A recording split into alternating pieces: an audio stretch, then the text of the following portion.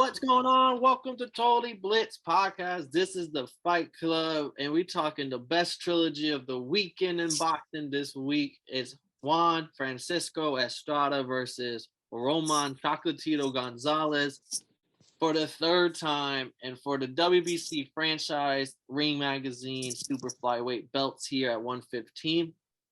And these are always your hosts. I'm Paul Pick'em Win'em Contra, and I'm joined with. On time, Mark, man.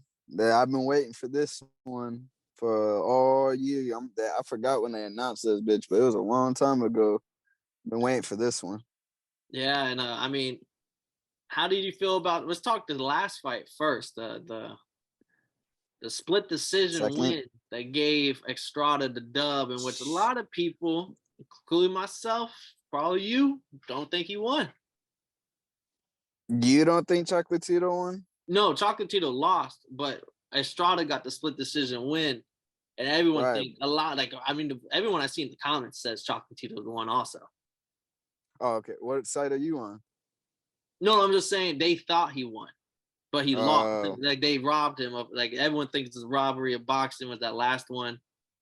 Yeah, no, I thought Chocolatito won when I was watching it live. Bro, at the same time though, bro, the stats of that fight is ridiculous, bro. They threw over 1,000 combined punches or some fucking wild shit. I forgot what the number is. Letting them hands go, bro. And that, bro, is literally nonstop combinations, nonstop high level IQ boxing, bro. As this is I remember the hype for the second fight. I remember going back and watching the first fight, bro. And then, cause I wanted to see how what I was getting myself into. Kind of really watch the little guys as much as the 120 and up pretty much, or 125 and up, or 130 and up. But so going to this, I was excited for the second fight because I already knew about Chocolatito. But I rewatched the first fight. That also was fireworks. So it's bro, these two styles, they're literally made for each other, bro. They just nonstop combinations and the angles they're taking. They know how to hit each other. They know each other's moves. That shit crazy, bro. I can't even imagine what this one's about to be.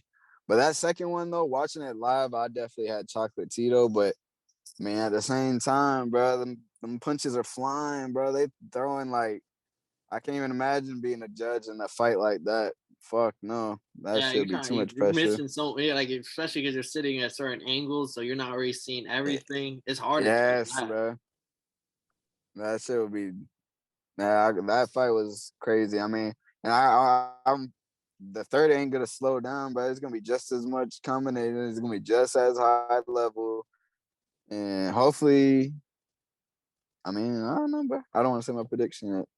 All right. Well, I'll give out the odds right now. The odds are sitting at. Hold up. I know Chocolatito is a slight favorite. Yeah, he's sitting at -180, slight favorite. Estrada +150, slight underdog. Looking at their fights coming in, last three for Estrada, he beat Carlos Cuadras. Chocolatito split decision, and then he went to this distance earlier this year with Argy Cortez. Right. Chocolatito, we got him beating Julio Cesar Martinez, who is the co-main event on this card as well, and his loss to Estrada beat Israel Gonzalez. But then also they share some common opponents like Cuadras. He's also beaten. They all ran through the table. Yeah, Sir Rongafai. Both. Wasn't that the Rat King? The Rat King himself. Chocolatito lost to him 2017, and then rematched immediately got knocked the fuck out. And got knocked the fuck out in the fourth round. Estrada lost to him by decision 2018, fought him again 2019, and won by decision. So he did avenge that. Yeah, the Rat King was sliding, man. These are the four kings, bro. These are the dogs. 3 of the 4, they always fight each other. That boy Rat King was sliding on dudes. Yes, sir. And shit. Another Mexican main eventer here in Estrada versus Nick Roger and Chocolatito. And what sucks about this fight, bro, it's not gonna get the publicity and hype that it should and deserves. 100%. Because, bro, I already know how boxing fans work, and I already know how what do they call it? The casuals, The the casual. non-boxing people. So it's like I know how all that shit works, bro, and it sucks that like it's still gonna probably do numbers, but it's gonna be just like the real boxing like guys. Like it sucks that it's like that, but I wish these guys had bigger names or I wish like If these motherfuckers are 147 each, they would be prime, like they would be in the fucking spot. yeah. I mean that's always and like Chocolatito always had that knock on him his whole career too, because he from where he comes from and fucking like he was fighting in like some fucking backyard shit. Like half of his, I mean he got all the way to a pound for pound fighter by doing like a lot of people not even knowing his name and shit. So he's always had that attached to his name, and then plus being at that weight kind of sucks. But man, but if you appreciate the sport of boxing or the science of the like, brother, like the sweet art, this is the fight to watch, bro. It's like style. This is the definition of styles make fights. That shit is gonna be lit, bro. I can't wait for that.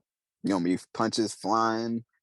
It's gonna be looking like a video game. Let's get into the picks of this fight. I want to go Mexican, but I just didn't like Estrada in his life when he fought Argy Cortez. Not saying Cortez is a bad fighter, but he's younger. He just didn't have much to him. So it's like you win a decision with a fighter. I felt like you should have easily got out of the ring or whatever. Chocolatito, I think, is hungrier too. I just think I'm going Chocolatito. I think he's that split decision lost. Everyone thinks he got robbed. I think he's pissed. I think that's also why uh, that's also why I think like he made light work of Julio Cesar Martinez earlier this year. I think he's just been on like a locked in mission of like I'm gonna go prove to everyone that I did not. I mean, not us, but prove to the judges I did not lose this fight. He might even knock out Estrada. Like I wouldn't put that. I wouldn't say that's not a possibility. All right. So this is how I've been breaking it down.